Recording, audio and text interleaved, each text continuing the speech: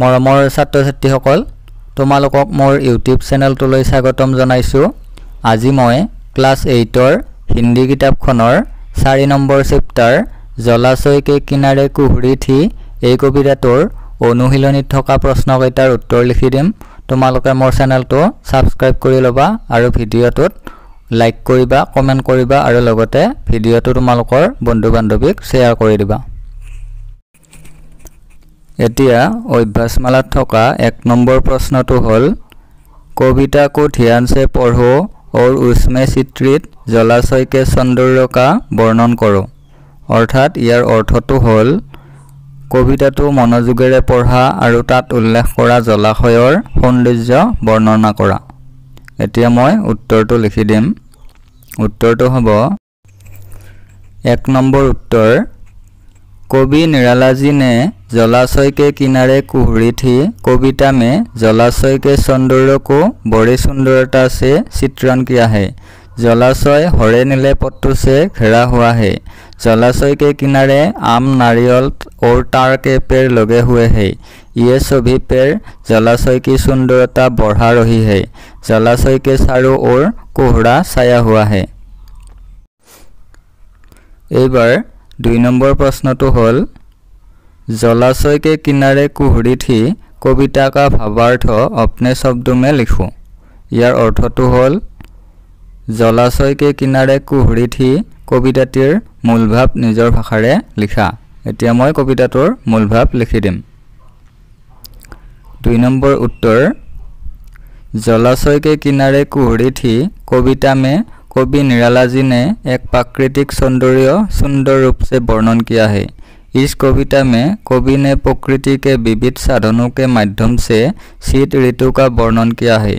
जलाशय के चारों ओर कोहरा छाया हुआ था। चारों तरफ अंधेरा था। जुगनू के दल यहाँ वहाँ चमक रहे थे। पपीहा पेड़ों की ओट में छिपकर गाना गा रहा था।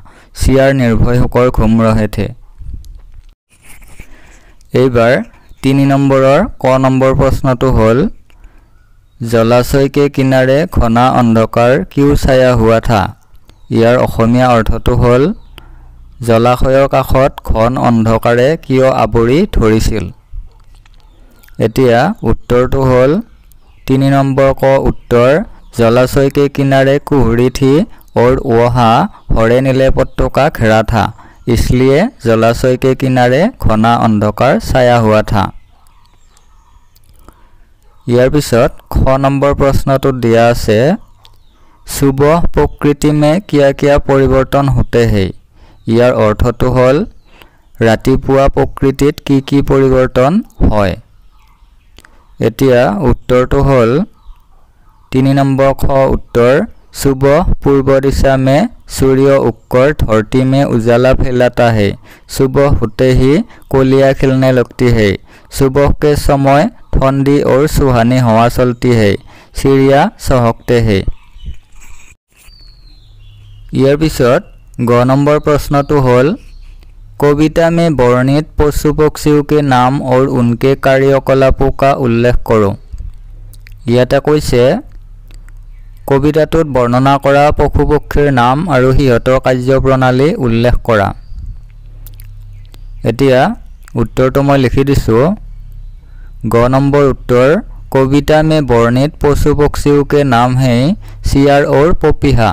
सियार आराम से विचर रहा था। पपीहा पेड़ के पत्तों में छिपकर गाना गा रही थी। यार पिছত आमी 3 नम्बरर ख नम्बर प्रश्न तो चाम कविता में कुछ वृक्षों का उल्लेख है, उनके नाम और उपयोगिता बताओ। यार अर्थ तो हल कविताटोत किछुमान गछर विषये उल्लेख करा होइसे, हेइबोৰৰ नाम और उपयोगितार विषये कोৱা। एतिया এই प्रश्नটোৰ उत्तरটো মই তোমালোকক লিখি দিম। 3 नम्बर घ उत्तर कविता में उल्लिखित वृक्षों के नाम हैं आम, नारियल और तार। आम के पेड़ से हमें आम मिलता है। आम एक स्वादिष्ट और मीठा फल है। हवन में आम की लकड़ी को जलाया जाता है। यार पिছত नारियल एक बहु उपयोगी फल है। जिसके विभिन्न भाग गिरी, पानी, तेल और छिलके कई तरह से उपयोगी होते हैं। तार पिছত तार के पेड़ के विभिन्न भागों जैसे तना, पत्ती, फल और रस का उपयोग भोजन, निर्माण, औषधि और अन्य उद्देश्यों के लिए किया जाता है। এইবাৰ 4 নম্বৰ প্ৰশ্নটো হ'ল নিচে दिए गए उत्तरों में से एक सही उत्तर सुनो। ইয়াৰ অৰ্থটো হ'ল তলত দিয়া উত্তৰসমূহৰ পৰা শুদ্ধ উত্তৰটো বাছি উলিওৱা। এতিয়া মই ইয়াতে শুদ্ধ উত্তৰবিলাকত চিন দিছো, তোমালোকে ইয়াৰ পৰা শুদ্ধ উত্তৰবিলাক লিখি ল'বা। এতিয়া ক নম্বৰ প্ৰশ্নটো হ'ল आम की डाल कहा आई हुई थी। এতিয়া এই প্ৰশ্নটোৰ উত্তৰটো হ'ব 2 নম্বৰটো पानी पर।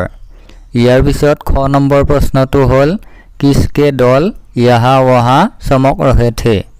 এতিয়া এই প্ৰশ্নটোৰ উত্তৰটো হ'ব 1 নম্বৰটো जुगनू के। ইয়াৰ পিছত গ নম্বৰ প্ৰশ্নটো হ'ল লহৰে কহা উঠ ৰহি থি। এতিয়া এই প্ৰশ্নটোৰ উত্তৰটো হ'ব 2 নম্বৰটো জলাশয় মে। এইবাৰ 5 নম্বৰৰ ক নম্বৰ প্ৰশ্নটো হ'ল কুহাসা কহা ছায়া हुआ था। এতিয়া উত্তৰটো হ'ব 5 নম্বৰ ক उत्तर कुहासा जलाशय के किनारे छाया हुआ था।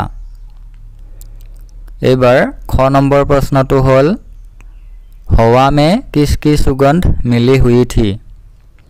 এতিয়া উত্তৰটো হ'ব 5 নম্বৰ খ उत्तर हवा में वन की सुगंध मिली हुई थी। ইয়াৰ পিছত গ নম্বৰ প্ৰশ্নটো হ'ল पेरू की ओट में छिपकर कौन गा रहा था। এতিয়া উত্তৰটো হ'ব 5 নম্বৰ গ उत्तर पेरू की ओट में छिपकर पपीहा गा रही थी।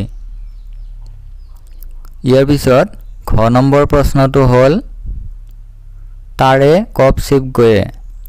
এতিয়া উত্তৰটো হ'ব 5 নম্বৰ ঘ उत्तर उजाला होते ही तारे छिप गए। ইয়াৰ পিছত 9 নম্বৰ প্ৰশ্নটো হ'ল तारा कहाँ चमकने लगा। এতিয়া উত্তৰটো হ'ল 9 নম্বৰ उत्तर तारा अंतर में चमकने लगा। ইয়াৰ পিছত দিয়া আছে पाठ के आसपास। 1 নম্বৰ প্ৰশ্নটো হ'ল ऋतु परिवर्तन से मानव जीवन पर गहरा असर पड़ता है। इस कथन पर 5 पंक्तियाँ लिखो। ইয়াতে কৈছে ঋতু পৰিৱৰ্তনৰ ফলত মানৱ জীৱনৰ ওপৰত গভীৰভাৱে প্ৰভাৱ পৰে। এই কথাখিনিৰ ভিত্তিত 5 শাৰী বাক্য লিখা। এতিয়া মই উত্তৰটো লিখি দিম। 1 নম্বৰ उत्तर ऋतु परिवर्तन के साथ मौसम भी परिवर्तन होता है। इसके कारण सर्दी और गर्मी का प्रभाव पड़ता है। हमारे खाना पीना का परिवर्तन होता है। ऋतु के अनुसार कपड़े पहनने की ज़रूरत होती है, जैसे गर्मी में हल्के कपड़े और सर्दी में गर्म कपड़े। अलग अलग ऋतुओं में अलग अलग त्योहार मनाए जाते हैं। ইয়াৰ পিছত 2 নম্বৰ প্ৰশ্নটো দিয়া আছে किस ऋतु में कुहासा छाया रहता है। कुहासे से मानव और प्रकृति को होने वाले नुकसान के बारे में जानकारी प्राप्त करो। এতিয়া ইয়াতে কৈছে কোনটো ঋতুত কুঁৱলীয়ে আৱৰি থাকে। কুঁৱলীৰ দ্বাৰা মানৱ আৰু প্ৰকৃতিত হ'বলগীয়া ক্ষতিৰ বিষয়ে জানি লোৱা। এতিয়া এই প্ৰশ্নটোৰ উত্তৰটো মই ইয়াতে লিখি দিছোঁ। 2 নম্বৰ उत्तर शीत ऋतु में कुहासा छाया रहता है। कुहासे से विमान यात्रा, रेल यात्रा ठप हो जाती है। कुहासे के कारण अनाज की पैदावार कम होती है। ठंड के कारण लोगों की मृत्यु भी होती है। এইবাৰ 3 নম্বৰ প্ৰশ্নটো হ'ল तुम्हारे परिचित जलाशय के किनारे क्या क्या देखने को मिलते हैं।